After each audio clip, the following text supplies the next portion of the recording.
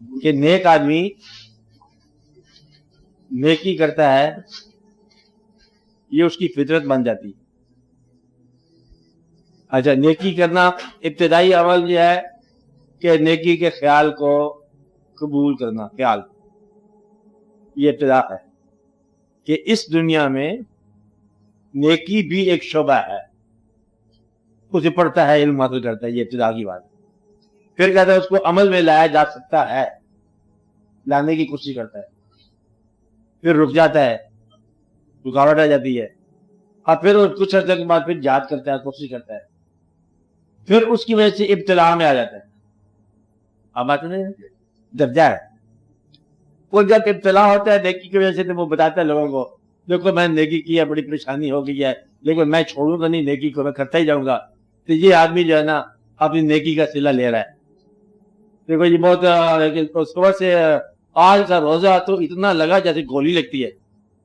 یہ بتاتے ہیں نا کہ روزہ لگ گیا، دقت ہو گئی، یہ بتا رہا ہے روزے کی ساری بات کہ رات کو ذرا دیر سے جاگنا کھل گیا، یہ ہو گیا، واقعات ہو گیا، بہت ہی گرمی ہے آج، بتا رہا ہے۔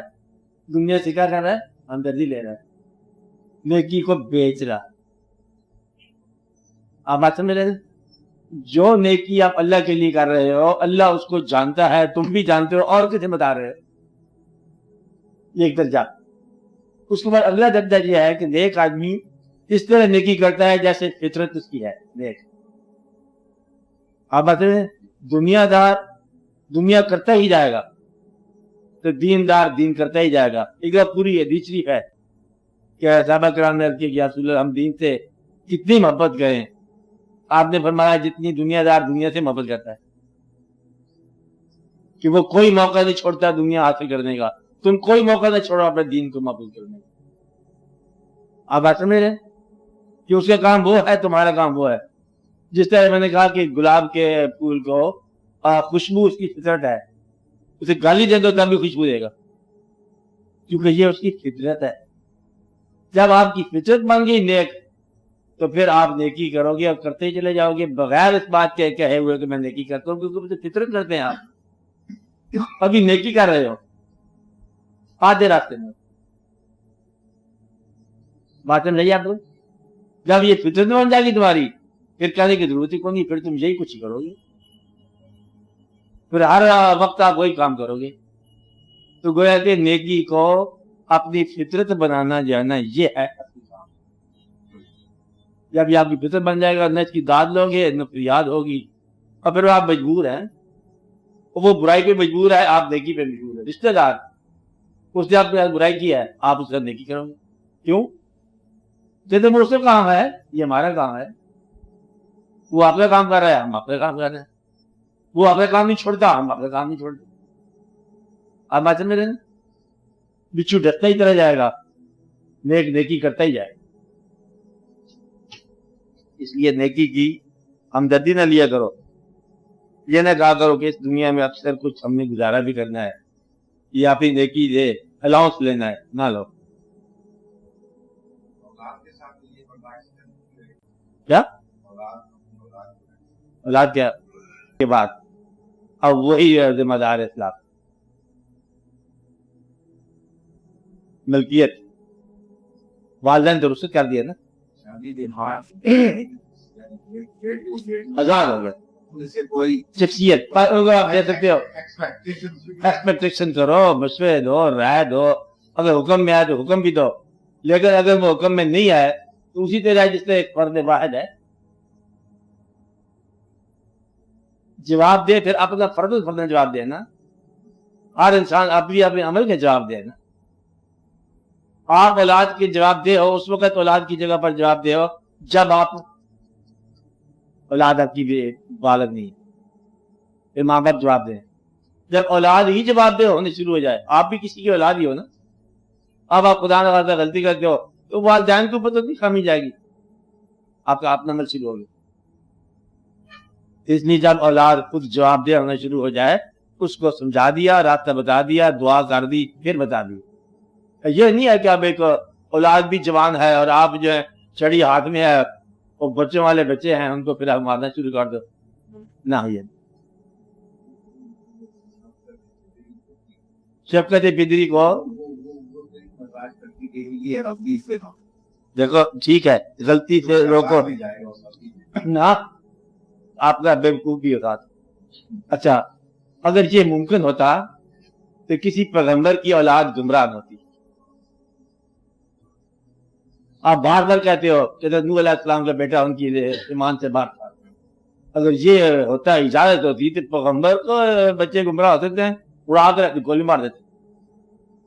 लेकिन अल्लाह का ये होगा नहीं, वो तुम में से नहीं है। यही बताने के लिए, आपके सवाल के लिए, कि नेक माँ बाप के यहाँ बुरी औलाद हो सकती है और बुरी औलाद को गोली नहीं मार देती।